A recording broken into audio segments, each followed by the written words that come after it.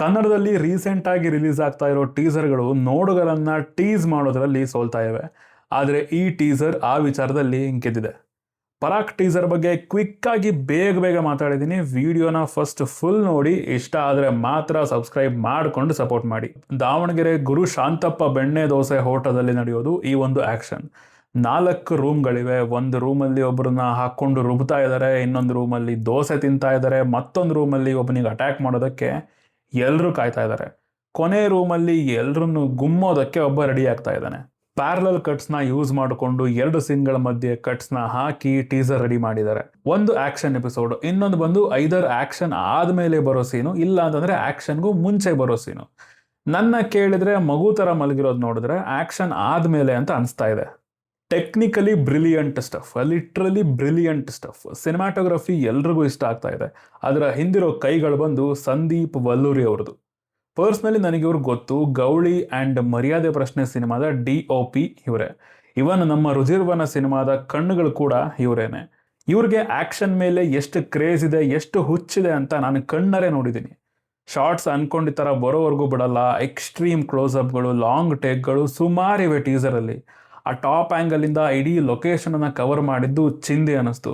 Shocking ವಿಚಾರ ಏನಪ್ಪಾ ಅಂತಂದ್ರೆ, ಇಡೀ ಟೀಸರ್ಗೆ ಹ್ಯಾಂಡ್ ಹೆಲ್ಡ್ ಶಾರ್ಟ್ಸ್ ಮುಖಾಂತರ ಹೋಗಿದ್ದಾರೆ. ಅಂದ್ರೆ ಇಡೀ ಕ್ಯಾಮ್ರಾನ ಕೈಯಲ್ಲಿ ಹ್ಯಾಂಡಲ್ ಮಾಡಿ ತೆಗೆದಿರೋ ಶಾರ್ಟ್ಸ್ಗಳು. ಆ ಶೇಕಿ ಫೀಲ್ ಏನಿದೆ, ನೋಡುವಾಗ ಫ್ರೇಮ್ಸ್ ಶೇಕ್ ಆಗ್ತಿರೋ ಆ ಫೀಲ್ ಇದೆಯಲ್ಲ, ಅದರ ಹಿಂದೆ ಪ್ರಾಪರ್ ರೀಸನ್ ಇದೆ. ಕ್ಯಾಮ್ರಾನ ಒಂದು ಕ್ಯಾರೆಕ್ಟರ್ ತರ ಟ್ರೀಟ್ ಮಾಡಿದ್ದಾರೆ. ಆ್ಯಂಡ್ ನಮಗೆ ಆ ಆಕ್ಷನ್ ಬರೀ ನೋಡಿ ಎಂಜಾಯ್ ಮಾಡೋದಕ್ಕಿಂತ ಅದನ್ನು ಎಕ್ಸ್ಪೀರಿಯನ್ಸ್ ಮಾಡೋದ್ರಲ್ಲಿ ಇದು ತುಂಬ ಹೆಲ್ಪ್ ಮಾಡುತ್ತೆ. ಈ ಥರದ ಆ್ಯಕ್ಷನ್ಗಳನ್ನು ನೀವು ದಿ ರೈಡ್ ಫ್ರಾಂಚೈಸ್ನಲ್ಲಿ, ಓಲ್ಡ್ ಬಾಯ್ ಹಾಗೂ ಸಾಕಷ್ಟು ಫಾರಿನ್ ಲ್ಯಾಂಗ್ವೇಜ್ ಫಿಲ್ಮ್ಸಲ್ಲಿ ನೋಡಿರ್ತೀರ. ಇವನ್ ಮೊನ್ನೆ ಬಂತಲ್ಲ ದಿ ಫ್ಯೂರಿಯಸ್, ಅದರಲ್ಲೂ ಕೂಡ ಈ ಥರದ ಫ್ರೇಮ್ಸ್ಗಳನ್ನ ನೀವು ನೋಡ್ಬೋದು. ನಮ್ಮಲ್ಲೂ ಅಂಥ ಔಟ್ಪುಟ್ ತೊಗೊಂಡು ಬರೋ ಟ್ಯಾಲೆಂಟ್ಗಳಿದ್ದಾರೆ. ಆ್ಯಂಡ್ ಅವ್ರಿಗೆ ರೆಕಗ್ನಿಷನ್ ಸಿಗಲೇಬೇಕು. ರವಿ ವರ್ಮಾ ಅವರ ಆ್ಯಕ್ಷನ್ ಕೊರಿಯೋಗ್ರಫಿ ಹೊಸ ಥರ ಫೀಲ್ ಕೊಡಬೇಕಂದ್ರೆ ಅದನ್ನು ತೋರಿಸೋ ರೀತಿನೂ ಹೊಸದಾಗಿರಲೇಬೇಕು. ಆವಾಗಲೇ ಒಂದು ಎಕ್ಸ್ಪೀರಿಯನ್ಸ್ ಕ್ರಿಯೇಟ್ ಆಗೋದು. ಅದು ಇಲ್ಲಿ ಪ್ರಾಪರಾಗಿ ಆಗಿದೆ. Music by Charan Raj. ಈ ಮ್ಯೂಸಿಕ್ ವಿಚಾರದಲ್ಲಿ ನಮ್ಮಲ್ಲೂ ಬ್ಯಾಕ್ ಟು ಬ್ಯಾಕ್ ಬ್ಯಾಂಗರ್ಗಳು ಕೊಡೋ ಏಕೈಕ ವ್ಯಕ್ತಿ ಅಂತಂದರೆ ಅದು ನಮ್ಮ ಬಾಸ್ ಚರಣ್ ಅವರು. ಏನು ಟ್ರ್ಯಾಕ್ ಗುರು ಅದು. ವಿಂಟೇಜ್ ವೈಬ್ ಜೊತೆ ಪಾಪ್ ಕಲ್ಚರ್ ಮಿಕ್ಸ್ ಮಾಡಿ ಸರಿಯಾಗಿ ಕೊಟ್ಟವ್ರೆ ಮಾತ್ರ.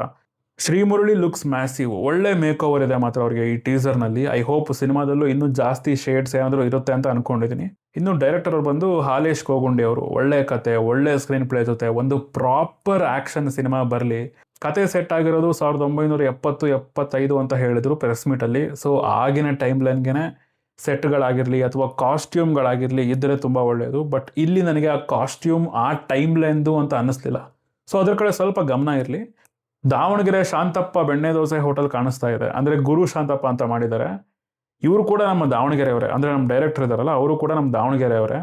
ನಮ್ಮ ಸಿಟಿನ ತುಂಬ ಕಮ್ಮಿ ಎಕ್ಸ್ಪ್ಲೋರ್ ಮಾಡಿರೋದು ದಾವಣಗೆರೆನ ಈ ಕನ್ನಡ ಸಿನಿಮಾಗಳಲ್ಲಿ. ಸೊ ಐ ಹೋಪ್ ಇಲ್ಲಿ ದಾವಣಗೆರೆಯನ್ನು ಯೂಸ್ ಮಾಡಿಕೊಂಡು ದಾವಣಗೆರೆನ ಒಂದು ಕ್ಯಾರೆಕ್ಟರ್ ಥರ ಟ್ರೀಟ್ ಮಾಡಿರ್ತಾರೆ ಸಿನಿಮಾದಲ್ಲಿ ಅಂತ.